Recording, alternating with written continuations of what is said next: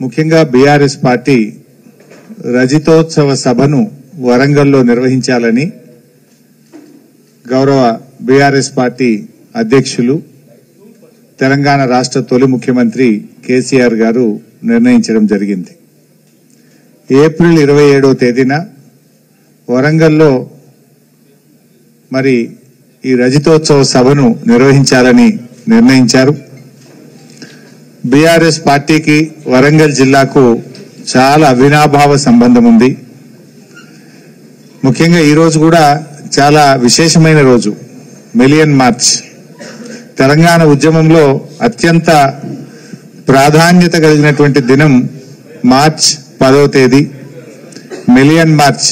ఈ సమయంలో కరెక్ట్ గా ఇదే సమయానికి రాష్ట్రం మొత్తం కూడా అత్యంత ఉత్కంఠగా ఆ రోజు మిలియన్ మార్చ్ ఏం జరుగుతుంది అని చూశారు. నాటి కాంగ్రెస్ ప్రభుత్వం ఎన్నో నిర్బంధాలు, ముళ్ళ కంచెలు పెడితే మేము బోట్లో పడవ ద్వారా మేము ఆ రోజు ట్యాంక్ బండ్ మీదకి ఎక్కాం.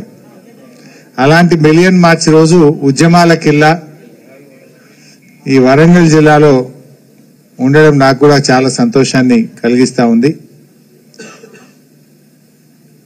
అయితే వరంగల్లో గతంలో కూడా చాలా భారీ బహిరంగ సభలు జరిపిన ఘనత వరంగల్ బీఆర్ఎస్ పార్టీకి ఉన్నది. వరంగల్ బీఆర్ఎస్ పార్టీ చాలా పటిష్టవంతమైన నాయకత్వం కలిగింది. ఎంతో సమర్థవంతమైనటువంటి నాయకులు ఉన్నారు. గతంలో 15 లక్షల మందితో కూడా మహాగర్జనను, ఎన్నో పెద్ద కార్యక్రమాలను వరంగల్ జిల్లాలో నిర్వహించినటువంటి చరిత్ర బీఆర్ఎస్ పార్టీకి ఉంది. అయితే ఈరోజు ఏప్రిల్ 27వ తేదీన జరపవలసినటువంటి సభకు వరంగల్ జిల్లా పార్టీ సీనియర్ నాయకులందరూ, అదేవిధంగా మాజీ మంత్రివర్యులు మిత్రులు బాల్కొండ శాసనసభ్యులు ప్రశాంత్ రెడ్డి గారు, నేను చాలా సైట్లు కూడా మేము చూసాం ఈరోజు. సో ఇంకా మేము ఫైనల్ వ్యూకు రాలేకపోయినాం, ఎందుకంటే ట్రాఫిక్ జామ్స్ ఉండొద్దు, ప్రజలకు ఇబ్బంది కలగొద్దు అని చాలా జాగ్రత్తగా పార్కింగ్ ఏరియాస్ ఎక్కువగా ఉండాలి అని ఈరోజు ఒక 2 స్థలాలు మాకు జిల్లా పార్టీ నాయకులు చూపించడం జరిగింది. వాటిని కొంత ప్రాథమికంగా చూసాం, కానీ చీకటి అయిపోయింది. మళ్ళీ ఇంకొకసారి చూసి ఫైనల్ గా స్థలాన్ని నిర్ణయించాలని డిసైడ్ చేసుకున్నాం. సో వినూతనమైనటువంటి ఆలోచనలకు, ఆందోళనలకు బీఆర్ఎస్ పార్టీ మరి ఎన్నో రూపకల్పన చేసి ఎంతో వ్యూహాత్మకంగా కేసీఆర్ గారు తెలంగాణ రాష్ట్రాన్ని సాధించారు. బీఆర్ఎస్ పార్టీ మీ అందరికీ కూడా తెలుసు, అది పుట్టడమే ఒక సామాజిక చారిత్రక అవసరాలను దృష్టిలో పెట్టుకొని ఆనాడు టీఆర్ఎస్ పార్టీ ఆవిర్భవించింది. ఎందుకంటే తెలంగాణ రాష్ట్రం ఏర్పడాల్సిన ఆవశ్యకత ఆ రోజు ఉండే. ఆనాటి ప్రభుత్వాలు కరెంటు బిల్లులు పెంచి తెలంగాణ రైతుల నడ్డీ విరిచే ప్రయత్నం చేసినటువంటి నేపథ్యం ఉండే. వాటన్నిటినీ దృష్టిలో పెట్టుకొని కేసీఆర్ గారు ఆ రోజు తెలంగాణ ఉద్యమాన్ని ప్రారంభించి 14 ఏళ్లు అవిశ్రాంతమైనటువంటి పోరాటాన్ని కొనసాగించి ప్రాణత్యాగానికి సైతం సిద్ధపడి తెలంగాణ రాష్ట్రాన్ని సాధించినటువంటి చరిత్ర కేసీఆర్ గారిది, బీఆర్ఎస్ పార్టీది. అదేవిధంగా బీఆర్ఎస్ పార్టీ పుట్టిందే తెలంగాణకు జరుగుతున్న అన్యాయాల మీద ప్రశ్నించడానికి పుట్టిన పార్టీ బీఆర్ఎస్ పార్టీ. ఎన్నికల్లో హామీ ఇవ్వకపోయినా ప్రజల అవసరాలను గుర్తించి ఎప్పటికప్పుడు చేసి చూపిన ప్రభుత్వం కేసీఆర్ గారి ప్రభుత్వం. సరే, రాజకీయాల్లో ఒడిదుడుకులుంటాయి, గెలుపు ఓటములుంటాయి. ముఖ్యంగా బీఆర్ఎస్ పార్టీ ఈ రజతోత్సవ వేడుకల సందర్భంగా 14 ఏళ్ల పోరాటం, 10 ఏళ్ల పాలన, ఈ రెండింటి మేళవింపు మా రజతోత్సవ వేడుకలు. సో ఈ రజతోత్సవ వేడుకలు ఏడాది పాటు జరపాలని కూడా పార్టీ నిర్ణయించింది. అందులో మొట్టమొదట వరంగల్ బహిరంగ సభతో ఈ రజతోత్సవ వేడుకలు ప్రారంభమవుతాయి.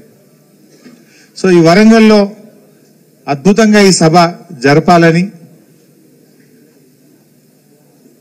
అంటే ఈ రాష్ట్రంలో ప్రజలు కూడా ఎదురు చూస్తున్నారు. కేసీఆర్ గారిని చూడాలని, కేసీఆర్ మాట వినాలని, ప్రజలు మళ్ళీ కేసీఆర్ రావాలి అని చెప్పి ఈరోజు కోరుకుంటున్నటువంటి పరిస్థితి.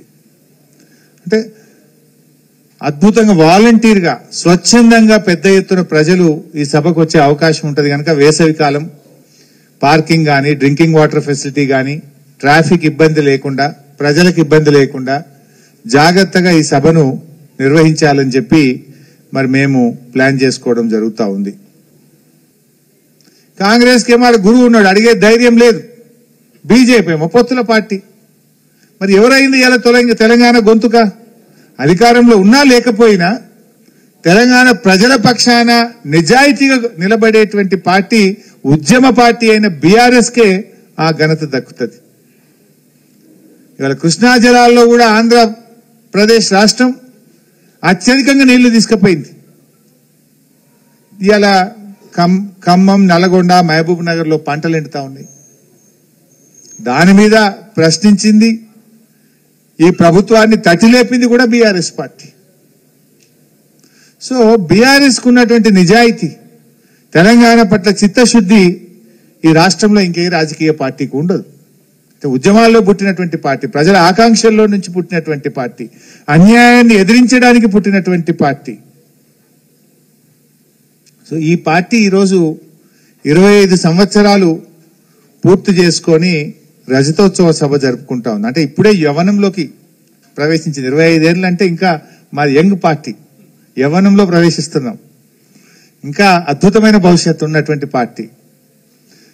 సో ఈ సభకు విజయవంతం చేయాలని, ఈ సభకు ఏర్పాట్ల కోసం ఈరోజు మేము వరంగల్ రావడం జరిగింది.